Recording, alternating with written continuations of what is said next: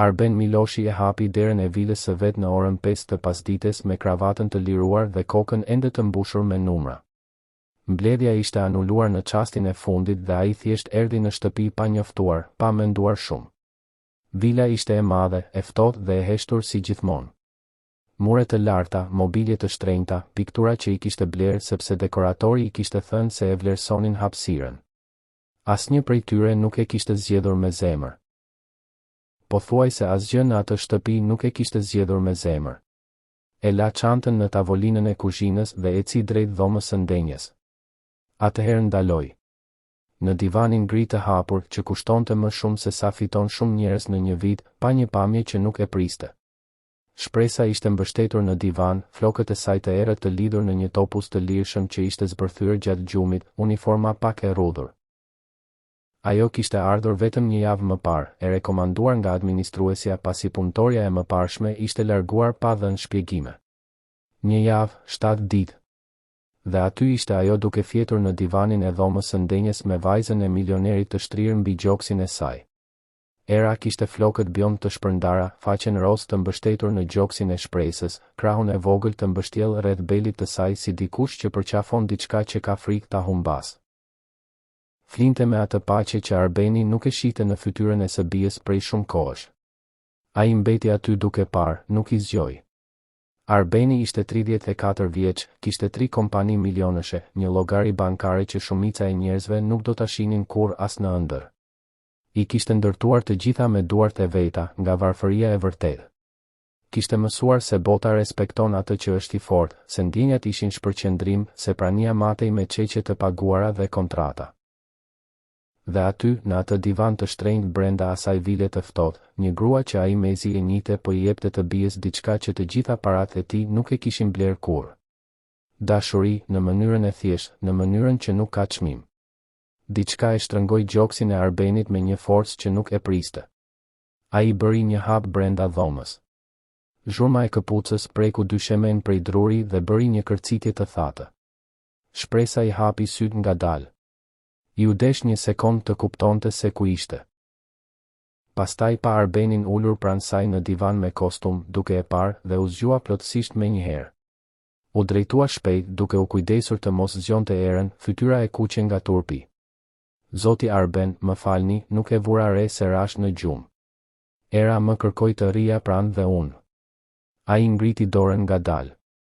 Nuk ishte zemërim, nuk ishte urdhër, ishte diçka tjetër, diçka që ende nuk dinte ta emërtonte. Shikoi vajzën që vazhdonte të flinte, faqja tani e mbështetur në prerin e shpresës, plotësisht e pavetdijshme për botën. Mbeti duke parë për një kohë të gjatë, pastaj shikoi shpresën. Ajo e shikonte me ata sy të errët të drejt për drejt, pa e ulur shikimin, pa kërkuar falje përtej asaj që kishte kërkuar. Qysh kur fle ashtu, pyeti ai. Zëri i doli më i ulët se sa kishte dashur. Shpresa nuk u përgjigj menjëherë, shikoi erën, pastaj shikoi atë. Që kur kam ardhur unë, tha ajo. Çdo ditë. Arbeni i ndjeu ato fjalë të ulen mbi të në një mënyrë që nuk mundi ta kontrollonte. Çdo ditë. Në një javë, ajo grua kishte bërë atë që ai nuk kishte arritur në 6 vjet. Nuk tha asgjë më shumë. Ktheu shpinën ngadalë dhe shkoi në zyrë. U ngjit shkallët pa nxitim, mbylli derën, u ul në karrigen prej lëkure që kishte kushtuar një pasuri dhe mbeti duke parë nga dritarja. Poshtë dëgjoi erën duke u zgjuar. Dëgjoi zërin e shpresës, të ulët duke e pyetur nëse donte ujë. Dëgjoi vajzën të përgjigjej me atë mënyrë të butë, të dikujt që sapo ishte zgjuar nga një gjumë i mirë, dhe dëgjoi në fund të qeshurën e vogël të ëmbël të Sëbijës. Mbeti me atë tingull në gjoks për një kohë shumë të gjatë. Diçka po ndodhte në atë shtëpi që ai ende nuk mund ta emërtonte, por që ishte gati të ndryshonte gjithçka që ai mendonte se dinte për veten e tij. Dhe kjo do të ndodhte në një mënyrë që as ai nuk e imagjinonte. Për të kuptuar se si çdo gjë kishte arritur deri aty, duhet të kthehemi pak prapa. Arbeni u rrit i varfër i vërtet, me këpucë të shpuara në shkollë, me drekë që ndonjëherë ishte vetëm oriz, me baba që e kishte braktisur atë dhe nënën e tij që kishte punuar tërë jetën për të mbajtur familjen pa u ankuar asnjëherë. Ai mësoi që në fëmijërisë të mbijetuarit do të thoshte të punoje, të studiosh, të mos ndalesh kurrë. Në moshën 19 vjeç takoi Valbona. Valbona ishte e bukur në atë mënyrë që të lëndon, e qeshur lehtë, sy të mëdhenj, mënyrë që bënte çdo burr të ndiej I veçantë. Arbeni ra në dashuri në javën e parë dhe nuk doli më kur nga ai magjepsje. U martuan herët, ishin të varfër bashk, një apartament I vogël, faturat në kufi, ëndra më të mëdha separat që kishin. Por Arbeni besonte. Punonte 12-14 orë në ditë. Shiste, negocionte, mësonte, gabonte, ngrihej. Gjithçka për t'i dhënë asaj një jetë më të mirë. Dhe Valbona priste. Por të priturit nuk ishte kur forca e saj. Kur lindi Era, Arbeni ishte 27 vjeç dhe kishte një biznes që fillonte të jepte shenjat e para të jetës. Ai ishte I lumtur, I trembur, por I lumtur. E mbajti vajzën e porsalindur në spital me duar që I dridheshin dhe mendoi, tani kam një arsye edhe më të madhe për të mos u dorëzuar. Por Valbona shikoi atë foshnjë, atë apartament të vogël, atë jetë që ende nuk kishte arritur atje ku ajo donte, dhe mori një vendim. Një muaj pas lindjes së Erës, ndërsa Arbeni ishte në një mbledhje duke u përpjekur të mbyllte kontratën që do të ndryshonte gjithçka, Valbona bëri valixhet. Nuk la letër, nuk telefonoi, nuk shpjegoi asgjë. U largua me një burr më të madh, më të stabilizuar, që kishte tashmë atë që Arbeni po ndërtonte ende. E braktisi vajzën një muajshe, e braktisi bashkëshortin dhe u zhduk. Arbeni erdhi në shtëpi në orën 11 të natës dhe e gjeti Erën duke qarë në krevat fëmijësh, të uritur, pelena e mbushur plot. Valbona nuk ishte aty, rrobat e saj nuk ishin aty. Ai e mori vajzën në krah, ngrohu shishen me duar që I dridheshin dhe premtoi me zë të lartë në atë dhomë të vogël, nuk do të lë, vajza ime, kur. Dhe nuk e la. Por kishte diçka që nuk e premtoi, diçka që ndoshta nuk e dinte se duhej ta premtonte. Se do të ishte I pranishëm me të vërtet, se do të mësonte të ishte baba jo vetëm me trup, por me zemër. Në vitet në vijim, Arbeni ndërtoi perandorin. Një kompani u bë 3. Apartamenti u bë vil. Emri që askush nuk e njihte u bë referencë në treg. Dhe Era u rrit. U rrit me dado, me shkollë private, me lodra marke, me gjithçka që parat blejnë, por pa të atin. Arbeni ishte gjithmonë I pranishëm në formën e çeqeve, të regjistrimeve të paguara, të dhuratave të shtrenjta për ditëlindje, por nuk ishte I pranishëm me krah të lidhur, me tregim para gjumit, me gjunjë në tokë, duke parë në sy. Era ishte 6 vjeç dhe tashmë kishte mësuar të mos kërkonte shumë. Ishte një fëmijë shumë e qetë për moshën e saj, shumë e bindur. Kur binte, nuk qante. Kur kishte frikë, nuk fliste. Mbante gjithçka brenda saj, në atë mënyrë të mbyllur që vetëm fëmijët që nuk kanë mësuar të kërkojnë ndihmë e zhvillojnë. Arbeni e shihte këtë dhe ndjente diçka që nuk dinte ta emërtonte, por emërtimi I ndjenjave nuk ishte kur forca e tij. Prandaj, kur punëtorja e fundit doli pa dhënë shpjegim, duke thënë vetëm se nuk po shkonte më, Arbeni I kërkoi administrueses së shtëpisë, zonjës Lulieta, të gjente dikë të besueshëm. Ishte zonja Lulieta që solli emrin e shpresës. Kam punuar me të 3 vjet më parë, zoti Arben, nuk kam parë grua më të aftë me fëmijë. I besoj sikur të ishte motra ime. Ai nënshkroi kontratën të premten në mëngjes, pa I ngritur as syt nga letrat. 2 referenca, përvojë me fëmijë, disponueshmëri e menjëhershme. Ishte e mjaftueshme për të. Ajo që nuk e dinte ishte se shpresa do të vinte me shumë më tepër se sa ai kishte kërkuar, dhe se ajo grua e thjesht, e rekomanduar nga një administruese në një pasdite të zakonshme, ishte gati të çmontonte pjesë-pjesë armaturën që Arbeni kishte kaluar vite duke ndërtuar. Por armatura nuk dorëzohet lehtë. Ajo gjithmonë përpiqet t'i rezistojë edhe një herë. Shpresa nuk ishte e fjalëve të shumta, por kishte diçka të ajo që mbushte dhomat pa bërë shurmë. Erdhi të hënën në mëngjes me një valixhe të vogël dhe një buzëqeshje që nuk kërkonte leje për të ekzistuar. Arbeni e priti me ftohtësi të sjellshme, I tregoi dhomat në 5 minuta, shpjegoi rregullat me tonin e dikujt që po mbyll një kontratë dhe shkoi në punë. Era është në dhomën e saj. Nuk bën probleme, tha, duke folur për vajzën si dikush që flet për një bim që nuk ka nevojë për shumë ujë. Shpresa dëgjoi, tundi kokën dhe u ngjit shkallët.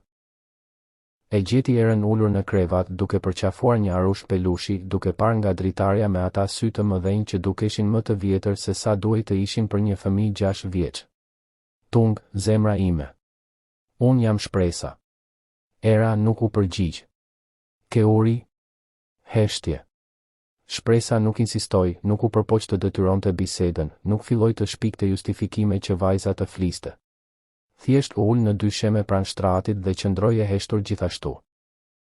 Mori një libër të vogël që ishte në tavolinë, e hapi dhe filloi të lexojë me zë të ulët, pa parë erën, pa kërkuar asgjë në këmbim. 5 minuta më vonë, era ishte ulur pranë saj në dysheme. 10 minuta më vonë, ishte në prerin e saj. Asnjëra nuk tha asgjë për këtë, por diçka kishte filluar aty, në atë heshtje të ndarë që asnjë punëtore e mëparshme nuk e kishte arritur. Në ditët në vijim, shtëpia ndryshoi në heshtje. Shpresa gatuante me dritaren hapur. Këndonte ndërsa paloste rrobat. Pyeste, flen zemra ime, por në mënyrën e tyre, shumë ndryshe nga ne. Si? Rrim pa lëvizur, shumë të qeta, me krahët të mbyllur, si ti kur rri duke më dëgjuar të tregoj histori. Era qeshi me zë të lartë. Unë nuk jam flutur. Akoma jo, tha shpresa me një buzëqeshje në sy. Por po rritesh aq e bukur sa nuk mund të jesh diçka tjetër.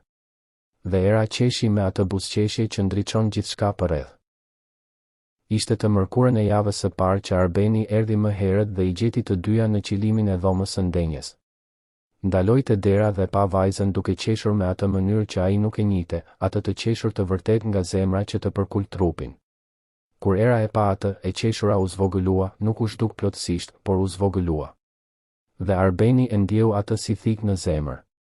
Atë natë, pasi era ra në gjumë, ai zbriti në kuzhinë dhe e gjeti shpresën duke përfunduar rregullimin. Një javë, tha pa pritur. Ajo ndaloi, u kthye. Ti je këtu një javë.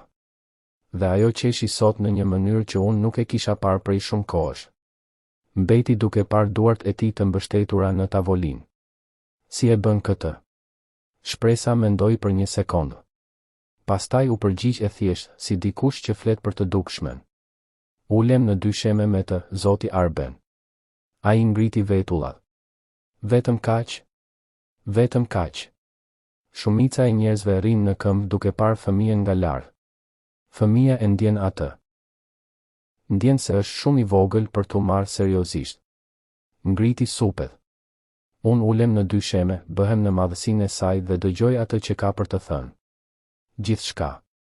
Edhe pjesën që duket e kodë. Arbeni shikoi duart e veta. Sa kohë kishte kaluar që nuk ishte ulur në dysheme me të bien? Sa kohë kishte kaluar që nuk kishte vënë gjurin në tokë për të qenë në lartësinë e syve të saj? Nuk mund të kujtonte. Mund të shkosh të pushosh, tha. Zëri I doli më I ashpër se sa kishte dashur. Shpresa doli pa bërë zhurmë dhe Arbeni mbeti vetëm në kuzhinë për një kohë të gjatë, duke parë në zbrazët e tij, me atë përgjigje të thjeshtë që I honte brenda një koke që gjithmonë kishte preferuar gjërat e ndërlikuara. Ajo që ndodhi në ditët në vijim ishte diçka që Arbeni nuk e kishte planifikuar. Dhe gjërat që nuk I planifikon janë gjithmonë ato që të ndryshojnë më shumë jetën. Ai filloi të vinte më herët në shtëpi. Nuk ishte një vendim I vetëdijshëm. Një mbledhje mbaronte dhe ai zbulonte se nuk donte të rinte në zyrë. Një telefonat përfundonte dhe ai preferonte të shkonte në shtëpi. Sikur shtëpia ishte bërë diçka tjetër në atë javë. Sikur ishte bërë një vend ku kishte diçka që e priste. Të enjten erdhi në mes të pasdites dhe dëgjoi erën duke folur në dhomën e gjumit. Ndaloi në korridor, pa dashur të bënte zhurmë, dhe dëgjoi, shpresa, pse u largua nëna ime? Heshtja që pasoi zgjati 2 sekonda, por u duk shumë më tepër. Çfarë të ka thënë baba yt për këtë, zemra ime? Asgjë. Ai nuk flet kurrë për të. Një pauzë. Ndonjëherë njerëzit heshtin sepse kanë frikë se do të lëndojnë, jo sepse nuk u intereson, por sepse nuk dinë si të flasin. Atëherë, ajo u largua për fajin tim? Jo, zemra ime. Zëri I shpresës u bë I fort por I butë, si dikush që do që fjala të arrijë thellë. Kur një nën largohet, është problem I saj, jo I fëmijës. Ti nuk ke bërë asgjë të gabuar, kurrë. Dëgjoj mirë çfarë po të them. Nuk ishte faji yt. Por po të isha më e mirë, ajo do të kishte mbetur. Nuk ekziston kjo, era. Ti je tashmë e përsosur ashtu siç je. Zbrazëtira që ajo la nuk ka lidhje me atë që ti bëre apo nuk bëre. As pak. Një heshtje. Ti do të rije po të ishe në vendin e saj? Pauza kësaj radhe ishte më e gjallë. Unë jam këtu tani, apo jo, u përgjigj shpresa me një butësi që nuk ishte premtim i zbrazët, ishte prani e vërtetë. Dhe sa kohë unë jam këtu, ti nuk ke pse të shqetësohesh për këtë. Arbeni u largua nga muri dhe shkoi në zyrë. U ul në karrige, shikoi ekranin e kompjuterit pa parë asgjë. Dikush i ishte përgjigjur vajzës së tij atë që ai nuk kishte pasur kur guximin t'i përgjigjej. Atë natë, pas darkës, ai u përpoq. U ul pranë erës në shtrat, ndërsa shpresa rregullonte kuzhinën poshtë. Era, ajo ngriti syt nga libri. Si je? Vajza pulsoi sikur pyetja ishte e huaj, sikur nuk ishte mësuar të pyetej kështu me të vërtetë. Mirë, tha me zërin e saj të vogël të drejt për drejt. A je e lumtur? Ajo heshti për një sekond, pastaj tha e drejt për drejt si vetëm fëmijët din të jenë, që kur erdhi shpresa, po. Arbeni e ndjeu atë fjalin në qendër të gjoksit si një grusht i bull. A e do atë? Shumë. Era e përkul kokën. Babi, a e do edhe ti atë? Ai nuk u përgjigj menjëherë. Përgjigjja erdhi vetë nga një vend që ai kishte mësuar ta mbyllte me shumë kujdes përpara se të mund ta kontrollonte. Mendoj se po. Era buzëqeshi dhe ajo buzëqeshje ishte njëkohësisht gjëja më e bukur dhe më e frikshme që ai kishte parë në shumë kohë. Të nesërmen, për herë të parë në vite, Arbeni darkoi me vajzën, i ulur, pa celularin në dorë, pa parë orën. Shpresa shërbeu dhe u tërhoq, siç bënte gjithmonë. Por Arbeni ngriti dorën. Ri, tha. Darko me ne. Ajo hapi gojen. Ti gatuajte, është e drejtë të hash edhe ti. Shpresa qëndroi. Dhe ajo dark ishte më e zhurmshme që Vila kishte parë në vite. Era tregoi 3 histori njëherësh, derdhi lëngun, qeshi me të madhe nga rëmuja e saj dhe Arbeni e gjeti veten duke qeshur bashkë me të, pa e kuptuar si kishte arritur aty. Jo e qeshura e sjellshme e mbledhjeve, por e qeshura e vërtetë. Shpresa e shikonte her pas here me një shikim që ai nuk dinte ta interpretonte siç duhej. Nuk ishte mosbesim, ishte diçka më e thjeshtë dhe më e vështirë njëkohësisht. Shikimi i dikujt që është i lumtur me atë që sheh, por që ka mësuar se gjërat e mira mund të mbarojnë. Atë natë, pasi era ra në gjumë, ai e gjeti në balkon, duke parë kopshtin, me një vështrim të largët, vështrimin e dikujt që po mendon për dikë që nuk është më. A ke fëmijë? Pyeti i drejt për drejt. Ajo u desh të kthehej dhe kur u kthye kishte diçka ndryshe në fytyrë. Kisha, tha. Kisha ra në ajër sigur në ujë të qetë. Ai nuk pyeti asgjë më shumë atë natë, por pesha e asaj fjale mbeti. Dhe kishte diçka edhe më të rëndë që do të vinte. Askush nuk ishte gati për atë që erdhi, as Arbeni, as shpresa, as era që flinte në dhomën e sipërme, pa e ditur se bota e të rriturve ishte gati të çahej në dhomën e ndenjes poshtë. Ishte një natë e premte. Arbeni kishte ardhur vonë nga një mbledhje e gjatë, kravata e liruar, lodhja e dukshme në kthesën e shpatullave. Shpresa ishte ende në kuzhinë duke përfunduar të fundit. Era flinte. Ai erdhi të merrte ujë, pa dritën ndezur, hyri dhe e gjeti shpresën me një fotografi në dorë. Ajo nuk e dëgjoi të hynte. Ishte me shpinë, pak e përkulur mbi tavolinë, duke parë foton me atë shprehje që ai tashmë kishte mësuar ta njihte te ajo. Dhimbje e mbajtur, dhimbje e vjetër. Shpresa. Ajo u kthye shpejt, u përpoq ta fshinte foton, por ai tashmë e kishte parë. Ishte fotografia e një fëmije, një vajze të vogël, sy të mëdhenj, buzëqeshje pa 2 dhëmbët e përparme. Ajo, vajza jote? Shpresa shikoi foton, pastaj shikoi atë. Tundi kokën. Vdiq 4 vjet më parë. Leukemi. Heshtja që pasoi ishte e rëndë si beton. Arbeni mbeti aty, ndjeu dyshemen të fortë nën këmbë, por diçka brenda tij lëvizi. Sa vjeç ishte? 6. Ajo bëri një pauzë. E njëjta moshë me erën. Ai mbylli syt për një sekondë. Gjithçka kishte kuptim në të njëjtën kohë. Mënyra se si shpresa ulej në dysheme, mënyra se si dëgjonte çdo fjalë që era thoshte sikur të ishte e fundit. Mënyra se si nuk e linte kur një përqafim gjysmë të mbaruar, mënyra se si ndonjëherë rinte duke parë vajzën me atë shikim që nuk ishte vetëm dashuri, ishte edhe mall. Ajo nuk kishte ardhur në atë shtëpi rastësisht. Kishte ardhur duke mbajtur një dhimbje që e kishte mësuar se çfarë ka vërtet rëndësi. Si quhej, pyeti Arbeni me zë të ulët. Zana. Emri mbeti në ajër mes tyre si diçka e shenjtë. Ajo ishte, shpresa filloi dhe ndaloi. Mori frym thellë, vazhdoi. Ajo ishte nga ato fëmijët që bëjnë të gjithë përreth të buzëqeshin pa u munduar fare. Fliste shumë, pyeste gjithçka, nuk rrinte asnjë sekond pa lëvizur. Një lot ju përshkrua faqes ngadalë dhe shpresa nuk u përpoq ta fshinte. Nuk do të pushoj kur së ndjeri mungesën e saj. Arbeni u ul në karrigen e kuzhinës ngadalë, si dikush që ka nevojë për diçka të fortë nën vete. Prandaj ti, filloi ai.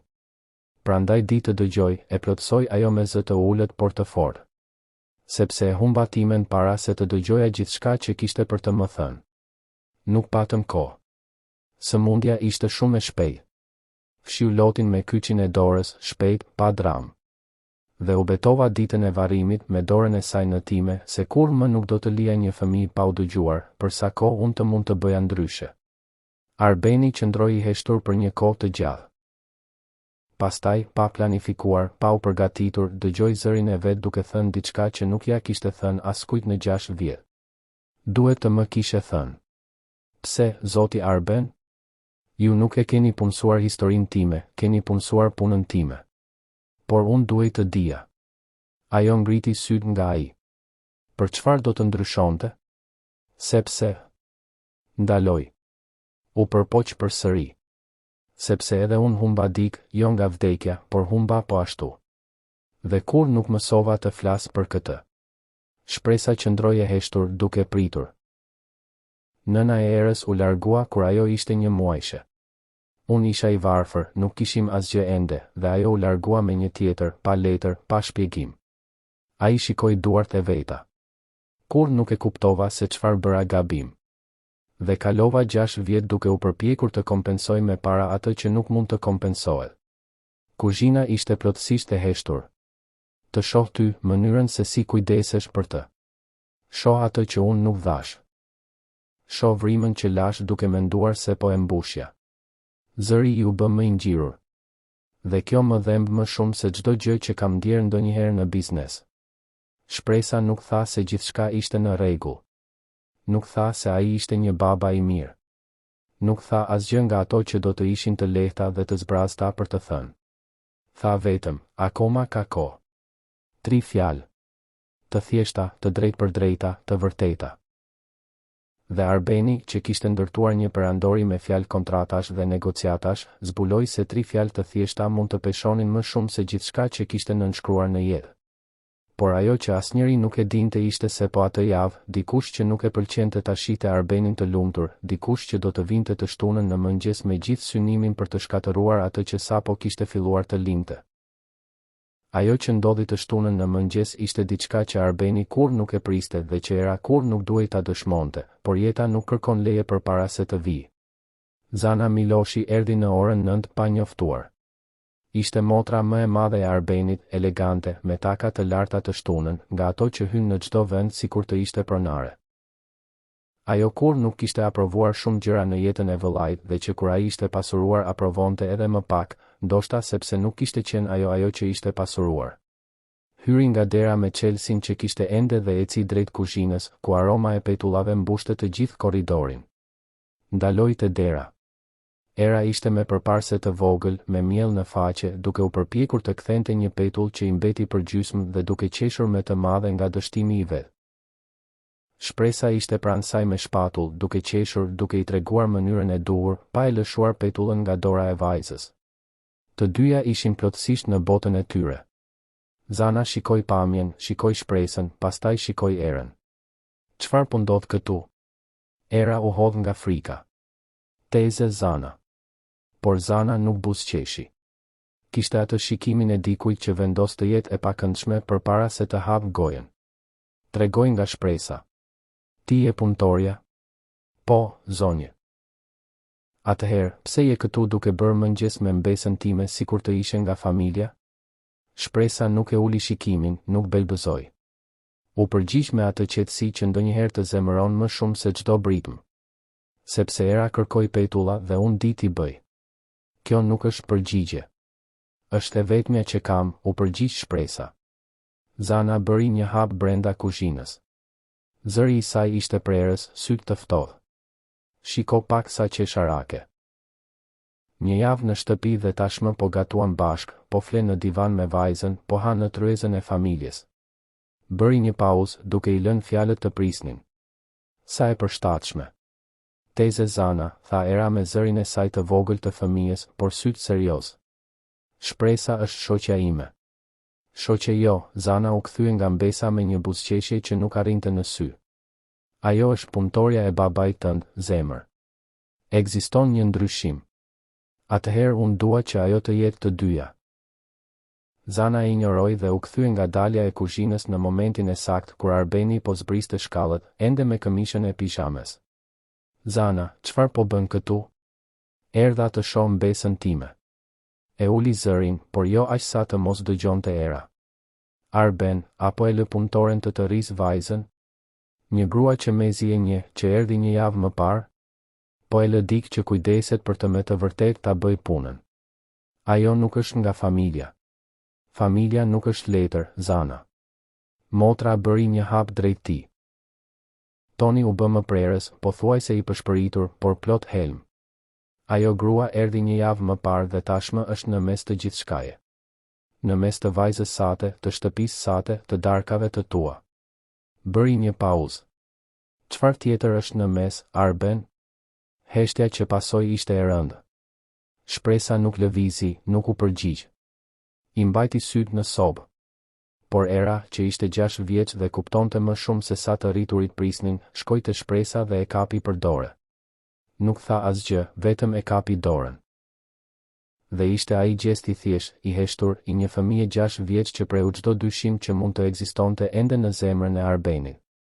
Ai shikoi vajzën, duke mbajtur dorën e shpresës.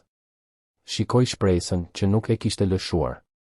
Shikoi fytyrën e Erës, që kishte atë shikimin e fëmijës që tashmë kishte mësuar shumë herët se gjërat e mira mund t'i merren pa pritur. Dhe diçka te Arben Miloshi, njeriu që kishte ndërtuar gjithçka vetëm, që kishte mësuar se ndjenja ishte dobësi, që kishte kaluar 6 vjet duke ikur nga zemra e vet, thjesht pushoi së ikuri. Zana, tha me një qetësi që nuk ishte ftohtësi, ishte siguri. Ti mund të shkosh. Ajo hapi gojen. Thash që mund të shkosh. Arben, po bëhesh. Po jam baba i Erës dhe pronari i kësaj shtëpie. Po të kërkoj të dalësh. Zana shikoi atë, shikoi shpresën, shikoi Erën, mori çantën dhe doli pa thënë asnjë fjalë më shumë. Dera u mbyll me një forcë që tingëlloi si pikë e fundit e një fjalëje që zgjaste vite. Heshtje. Era e shikoi të atin me sy të hapur, shpatullin ende në dorë, mielin ende në faqe. Arbeni u ndal përpara vajzës dhe uli gjurin në tokë për të qenë në lartësinë e syve të saj. Era, priti.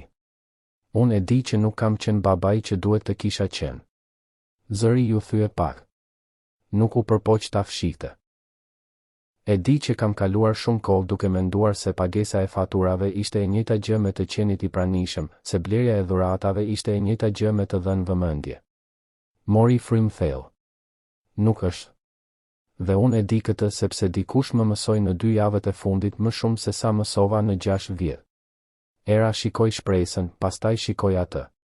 Unë të dua, tha ai, dhe dua të mësoj të jem më i mirë, nëse më lejon të provoj. Vajza i hodhi krahët në qafë me gjithë forcën që kishte. Arbeni mbylli syt, e përqafoi përsëri dhe qau për herë të parë që nga dita kur Valbona i kishte braktisur. Qau pa turp, pa kontroll, me atë të qarë që kishte qenë i bllokuar për shumë vite dhe që nuk mund të mbante më.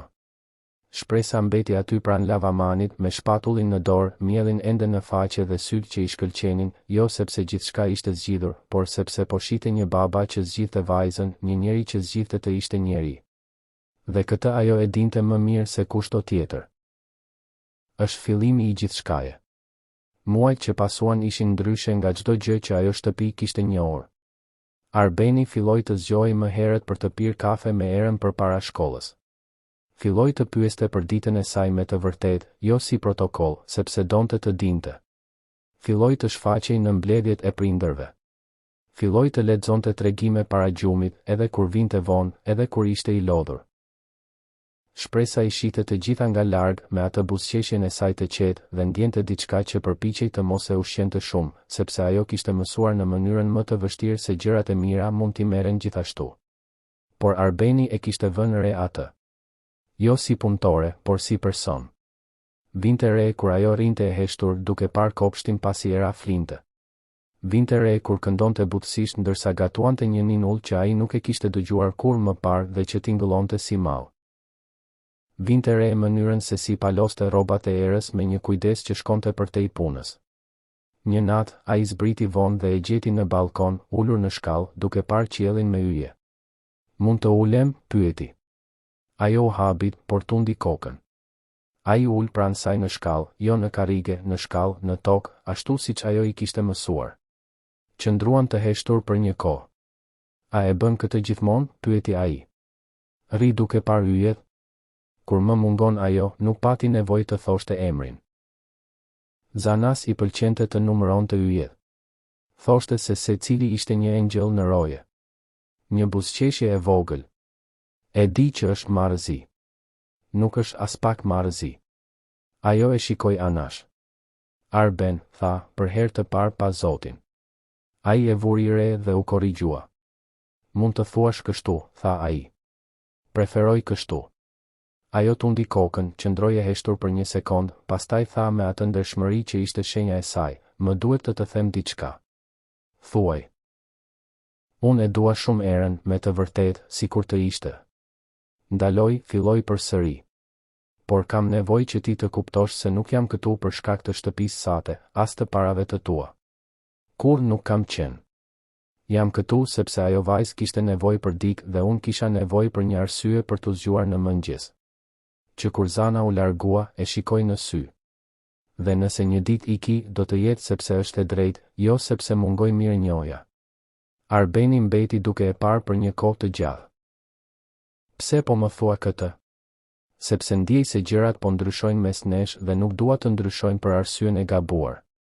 I uli syt. Burr i pasur, grua e varfër, shtëpi e madhe, vetmi. E kam parë këtë histori më parë. Nuk përfundon mirë. Çfarë historie mendon se po ndodh këtu? Nuk e di. Unë e di, tha ai ngadalë, me sigurinë e dikujt që kishte menduar shumë para se të fliste. Historia që po ndodh këtu është e një njeriu që kaloi tërë jetën duke menduar se dinte çfarë kishte rëndësi dhe që një grua erdhi dhe i tregoi se nuk dinte asgjë. Çfarë lloj njeriu do të jetë ai në vazhdim? Varet edhe nga ti. Shpresa qëndroi e heshtur. Nuk po të kërkoj asgjë që ti nuk do të japësh, vazhdoi ai. Por kam nevojë që ti të dish se ajo që ndjej nuk ka lidhje me atë që ti bën në këtë shtëpi. Ka lidhje me atë se kush je. Ajo shikoi yjet për një kohë të gjatë. Më jep kohë, tha në fund. Akoma po mësoj të besoj përsëri. Kohë kam, u përgjigj ai. Dhe durim mësova nga ti. Ajo qeshi, diçka e butë, pothuajse e habitur, dhe ajo e qeshur mbeti në ajër mes tyre si një premtim që asnjëri nuk pati nevojë ta vinte në fjalë atë natë. Valbona, ish bashkëshortja e tij, u shfaq muaj më vonë me avokat dhe fjalim të përgatitur. Kishte dëgjuar se Arbeni ishte mirë, i qëndrueshëm, ndryshe. Kishte dëgjuar se po ndërtonte diçka që shkonte përtej bizneseve dhe kishte vendosur se donte një pjesë të kësaj. Arbeni e priti në dhomën e ndenjes vetëm, me atë qetësinë e dikujt që nuk ka më asgjë për të humbur ndaj asaj gruaje. Ajo hyri duke folur për mall, për gabimet e së kaluarës, për faktin se ishte pjekur, për faktin se një vajzë ka nevojë për nënën. Ai dëgjoi pa e ndërprerë. Kur ajo mbaroi, ai tha, duke e parë në sy për herë të parë, pa dhimbje. Ti zgjodhe të ikësh kur nuk kishim asgjë. Bëre valixhet ndërsa unë isha në një mbledhje duke u përpjekur të ndërtoja një të ardhme. E le vajzën time në krevat fëmijësh të uritur dhe pelenën e mbushur. Ajo hapi gojen. Më lër të mbaroj, tha ai. Nuk e ngriti zërin. Nuk kishte nevojë. Ti nuk do të kthehesh tani që unë kam gjithçka. Jo sepse unë jam i hidhëruar, jo sepse nuk fal, por sepse era meriton dashuri të vërtetë. Meriton një nën. Dhe dashuria e vërtet nuk ikën kur bëhet e vështirë. Një nën e vërtet nuk e braktis kur vajzën. Ajo u largua pa argument dhe këtë herë askush nuk qëndroi duke parë nga dritarja, duke pritur që ajo të kthehej. Një vit më vonë, Arbeni i kërkoi shpresës të martohej me të. Nuk ishte në një restorant të shtrenjtë, nuk ishte me violinist, nuk ishte asgjë nga ajo që Arbeni do të kishte imagjinuar nëse dikush do ta pyeste një vit më parë se si do të ishte ai moment. Ishte në balkon, në të njëjtën shkallë ku kishin qenë ulur së bashku për herë të parë, duke parë yjet. Era ishte brenda duke fjetur. Kopshti mbante erë dhe u të lagur nga shiu i fundit. Shpresa ishte zbathur në shkallë, si gjithmonë, me filxhanin e çajit në dorë, flokët të lirshëm. Arbeni u ul pranë saj, qëndroi i heshtur për një kohë të gjatë. Je i çuditshëm sot, tha ajo, pa i hequr syt nga yjet. Po mendoj për diçka. Për çfarë? Ai nuk u përgjigj menjëherë, pastaj tha ngadalë me atë zërin e dikujt që zgjedh çdo fjalë. Kalova tërë jetën duke ndërtuar gjëra. Kompani, para, reputacion. Shikoj duart e veta. Zbulova se të kesh para pa dashuri është njësoj si të mos kesh asgjë. Shpresa qëndroi e heshtur duke dëgjuar. Pastaj erdhe ti me valixhen tënde të vogël dhe buzëqeshjen tënde që nuk kërkon leje. Dhe në një javë e shndërrove këtë shtëpi në një shtëpi të vërtetë. Bëri një pauzë. Jo për shkak të asaj që bën, por për shkak të asaj që je. Ajo e shikoi anash, syt duke shkëlqyer pak më shumë se zakonisht. Shpresa u kthye nga ajo, e kapi dorën me të dy duart, me atë kujdesin e dikujt që mban diçka që ka frikë ta humbas. Unë nuk kam unaz këtu.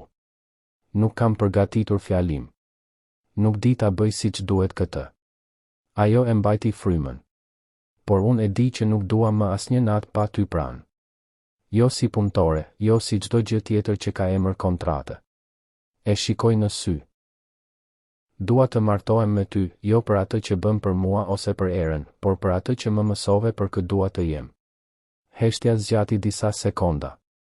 Shpresa shikoi yjet, pastaj shikoi atë, pastaj shikoi duart e veta brenda duarve të tij. Arben, zëri i doli i dridhur. Unë jam një grua e thjeshtë. Nuk kam familje të pasur, nuk kam emër, nuk kam asgjë që i përshtatet kësaj shtëpie. E di. Njerëzit do të flasin, gjithmonë kanë folur. Kam mësuar të mos dëgjoj. Dhe nëse nuk shkon?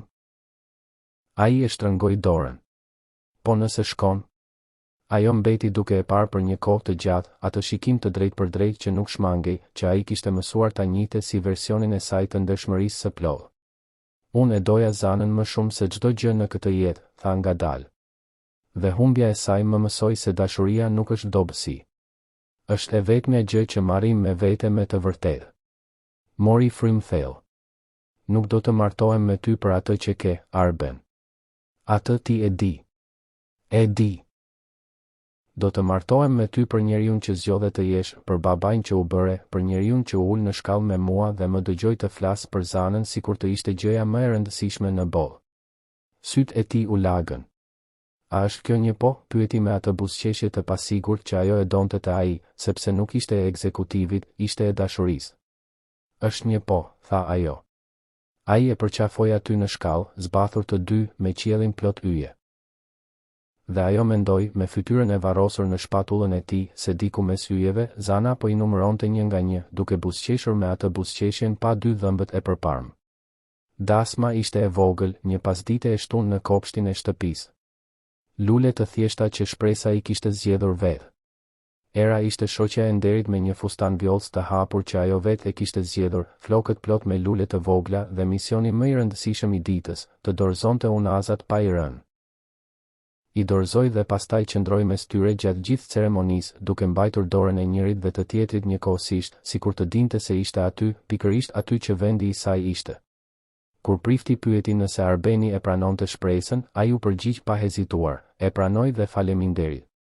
Kur pyeti nëse shpresa e pranonte Arbenin, ajo e shikoi atë dhe pastaj erën dhe pastaj qiellin për një sekondë dhe tha, e pranoj me gjithçka që është ai, jo me gjithçka që ka.